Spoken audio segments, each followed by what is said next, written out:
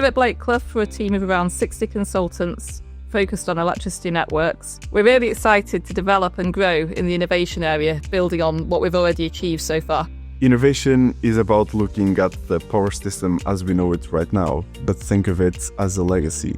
And what can we do to improve that power system and embrace a new challenge and fight net zero and the carbon footprint that we have right now.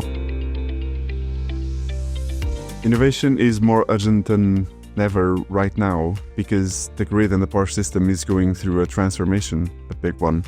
We have more renewables in the grid. Synchronous generators are being replaced by inverter-based resources. And therefore the dynamics in the grid change, so inertia, stability, and also we have more connections all the time, so more inverter-based resources connecting to the grid.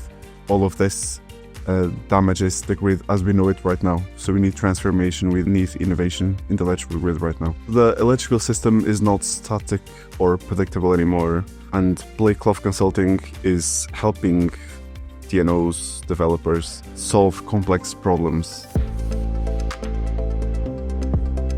The capability that we've developed over the past few years is really exciting. So with the Python scripting and the application of that to power system studies and the grid work and all of the coding and development of solutions around that, all of those tools and techniques and people can be applied really well to innovation projects. Within power systems as well, not just people, but we have a lot of software capacity now.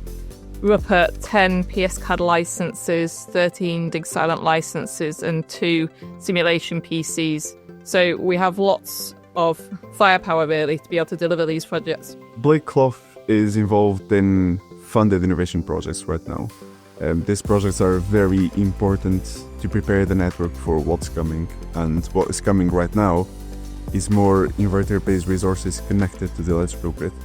More switch mode power supplies connected to the grid. So all the things that we use nowadays, like our phones, like iPhones or iPads, laptops, EV chargers, all of these things operate in a way that the grid is also not prepared to operate in. So they are somehow damaging the electrical grid. So we need to study these problems and we need to mitigate whatever's happening in the electrical grid. And that is why this funding innovation projects are so important. So you can go from a spectrum from the low voltage where we are concerned about these phones and these iPads to a bigger scale where we are considering all the new data centers being connected to the electrical grid, all the battery energy storage systems, all the other renewables such as solars and wind farms. So all of them will have an impact in an electrical grid that is not prepared right now for all of these connections. I think with Python scripting, it means you can just solve a very wide variety of problems as well as automating a lot of things. So, for example, within our power systems team, all our studies are now automated and we've developed quite complex and novel scripts for quite a few of our studies in both PSCAD and Dig Silent. That makes us really efficient. It also means that it's easier to not make mistakes because things are done automatically rather than manually. And then on the grid side, we've developed lots of different services around curtailment and CP 2030, just to give a couple of examples. And because people are so quick and so keen at the Python scripting, it means that we can develop these services really, really quickly to meet market need. So it gives us a massive advantage within the industry.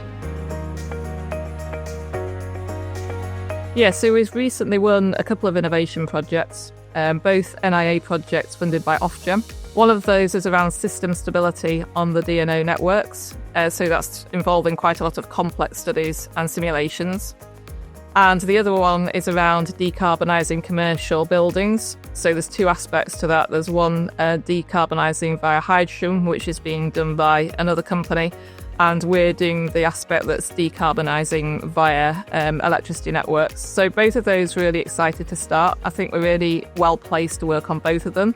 So we've got great studies capability, obviously, and done lots and lots of complex studies. So we're really well set up for that. And the other one, because of our grid connections experience, I think we can bring a lot to that because it's not just around the building itself, it's also around upstream reinforcements and, the actual funding that would be required to reinforce the grid upstream. So yeah, really excited to be starting work on both of those.